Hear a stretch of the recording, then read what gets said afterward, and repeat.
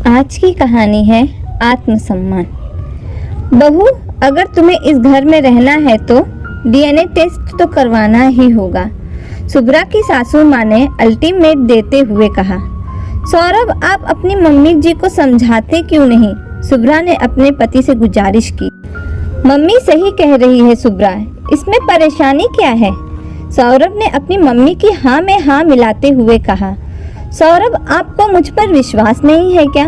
शुभ्रा ने कहा। बात विश्वास की नहीं है, इससे सबको तसल्ली हो जाएगी, सौरभ ने कहा। बहू, यह सब तो तुम्हें इस घर की लक्ष्मण रेखा लांघने से पहले सोचना चाहिए था। अगर तुम सही हो तो टेस्ट में इतना डर क्यों रही हो? सासू माँ ने कहा। शुभ्रा ने एक बार फिर सौरभ की तरफ देखा, लेकिन सौरभ के चेहरे पर उसे ऐसा एक भी भाव नजर नहीं आया जिससे वह समझ सके सौरभ को उसका इस तरह अपमानित होना अच्छा नहीं लग रहा है। सात वचन देकर हाथ थामने वाले हाथ अपने साथी को बीच मझधार में भला कैसे छोड़ सकते हैं? सौरभ और शुभ्रा का विवाह एक पारंपरिक विवाह था। दोनों के घर वालों ने अपने अपने बच्चे के लिए उनके जीवन साथी का चयन किया था।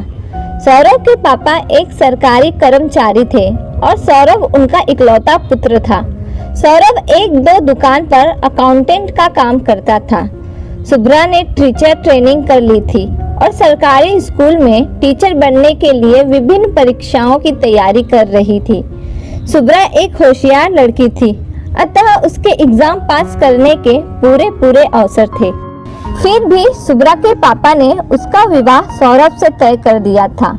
उनके पास उतना पैसा नहीं था कि सौरभ से बेहतर जीवन साथी अपनी लाडली के लिए ढूंढ सके। फिर उनका मानना था कि परिवार तो अच्छा ही है, दोनों पति पत्नी कमाएंगे तो अपनी गृहस्थी तो अच्छे से चला ही लेंगे। फिर ससुर जी की भी कमाई है और सेवावृत्ति के बाद पेंशन भी मिलेगी। दाल रोटी की शुभ्रा को कभी कमी नहीं होगी। बाकी लालच और ख्वाहिशें तो बादशाहों की भी कहाँ पूरी होती है। शुभ्रा का विवाह के कुछ दिन बाद ही सरकारी स्कूल में टीचर के पद पर चयन हो गया।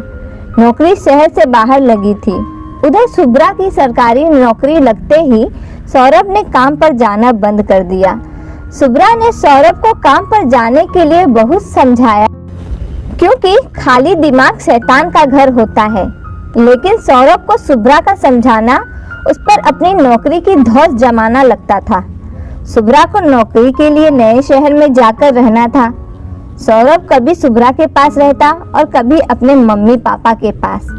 जब शुभ्रा का वेतन मिलता, कभी चिकनी चुपड़ी बातें करके या कभी जोर जबरदस्ती से सारा वेतन अपने अकाउंट में ट्रांसफर करवा लेता था।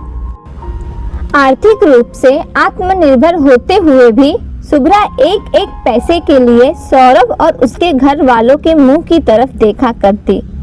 शुभ्रा गर्भवती हुई, यह उसके लिए बहुत ही खुशी की बात थी।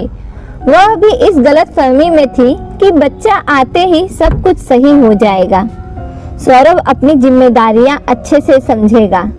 शुभ्रा ने जैसे ही अपने मां बनने की खुशी साझा की, उसने एक नया तूफान खड़ा कर दिया, और तूफान भी ऐसा जिसने शुभ्रा को अस्तित्व को ही तहस नहस कर दिया, उसके आत्मविश्वास को चुनौती दे दी।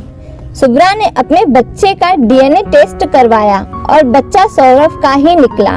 लेकिन इतने अपमान के बाद शुभ्रा ने सौरभ को हमेशा हमेशा के लिए छोड़ने का निर्णय ले लिया। आर्थिक रूप से आत्मनिर्भर, आत्मविश्वासी और समझदार लड़की शुभ्रा ने सम्मान के साथ जिंदगी जीने का निश्चय किया। दोस्तों, अगर आपको ये कहानी पसंद आई तो लाइक, कमेंट्स और शेयर कीजिए और मेरे चैनल को सब्सक्राइब कीजिए। धन्यवाद।